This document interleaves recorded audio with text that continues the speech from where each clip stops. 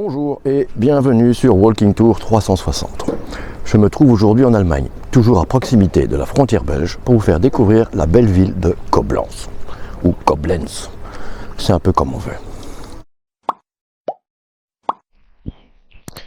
Située au confluent du Rhin et de la Moselle, Koblenz est une ville culturellement riche, dont le patrimoine historique en fait une destination prisée des touristes.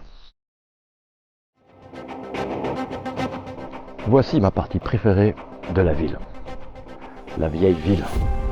La vieille ville de Koblenz est un dédale de ruelles pavées, de maisons à colombages et de petites places, comme celle-ci par exemple, très sympa pour venir manger. Vous y trouverez de nombreux cafés, restaurants, boutiques et monuments historiques. Je ne sais pas si vous voyez 3 portes derrière moi, mais ça en jette un max.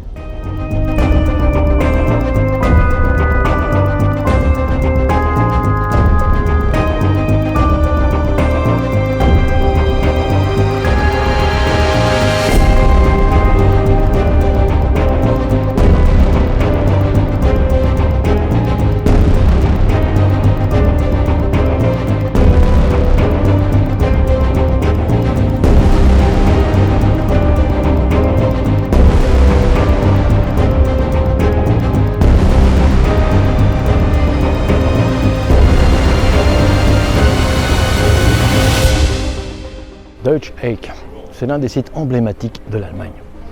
Ici, le Rhin rencontre la Moselle. Au centre, une grande statue équestre. Elle est juste là derrière moi, si vous la voyez, elle est là. Une grande statue équestre de l'empereur Guillaume Ier symbolise l'unité allemande. Sa forme triangulaire donne l'impression d'être sur un navire de guerre. Je vous montre ça tout de suite.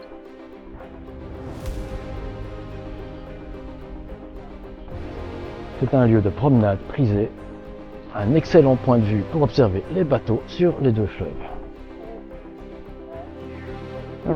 Comme il dit.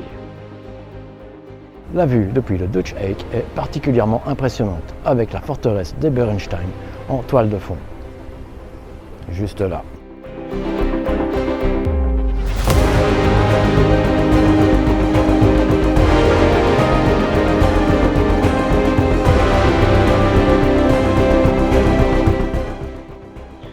Cette impressionnante forteresse surplombe le Rhin et offre une vue impressionnante sur la ville.